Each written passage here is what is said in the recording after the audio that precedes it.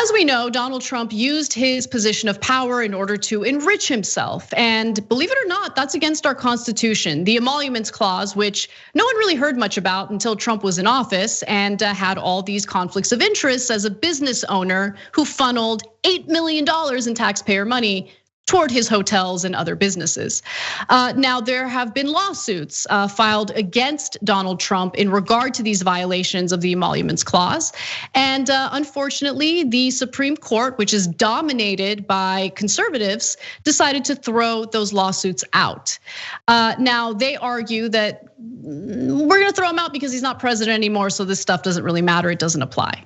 But I would argue that if you commit a crime or if you violate the Constitution, even as the president, you should face some consequences for that, even if you've been elected out of office.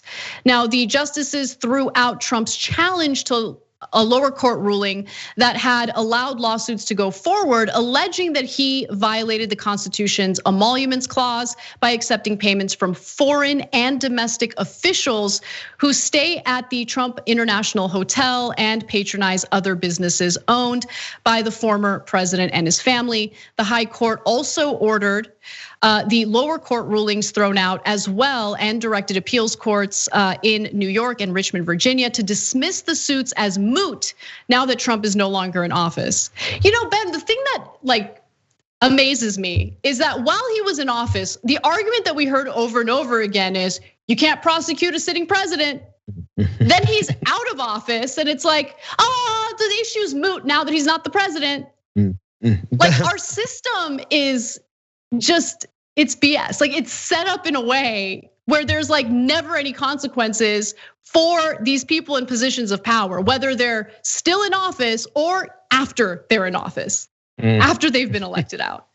It's like they're afraid to hold any one of them accountable, because if we hold any one of them accountable, then I think the American people are gonna like the way that feels, right? To actually hold politicians accountable. So I think that they have an unspoken pact.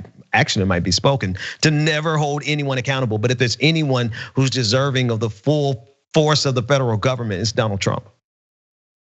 Oh, absolutely, absolutely. I mean, look, Trump was this tornado of negative news stories. And so I want to get frustrated at the fact that it didn't seem to be that much of a big deal when it was reported that he funneled $8 million in taxpayer money toward his businesses. But that's a big deal. Like those conflicts of interest matter.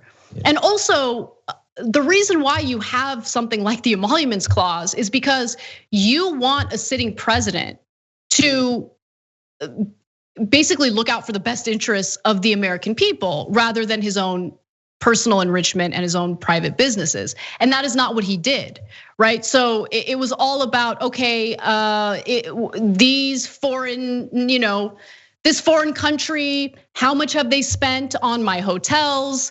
They curry favor, like the Saudis were like number one in that. They would overpay for hotel rooms in Trump's properties, not because they were looking to overpay, obviously, not because they were looking to throw cash into these properties, because they wanted to curry favor from Donald Trump, which by the way, worked out real well for them. Real well. I mean, you have Donald Trump going on a national tour, trying to cover up Mohammed bin Salman's order to murder Jamal Khashoggi, who was a US resident and Washington Post journalist. That's what Trump was engaged in during his presidency. Just absolute corruption, nonstop conflicts of interest. Didn't face consequences for it while he was in office, isn't gonna face consequences for it now that he's out of office. And in this case, not because of Joe Biden or weak Democrats, but because, hey, would you look at that? Nominating and confirming 3 conservative Supreme Court justices during his term has its benefits, Thanks for watching The Young Turks, really appreciate it. Another way to show support is through YouTube memberships. You'll get to interact with us more. There's live chat emojis, badges. You've got emojis of me, Anna, John, JR. So those are super fun. But you also get playback of our exclusive member-only shows and specials right after they air. So all of that, all you gotta do is click that join button right underneath the video. Thank you.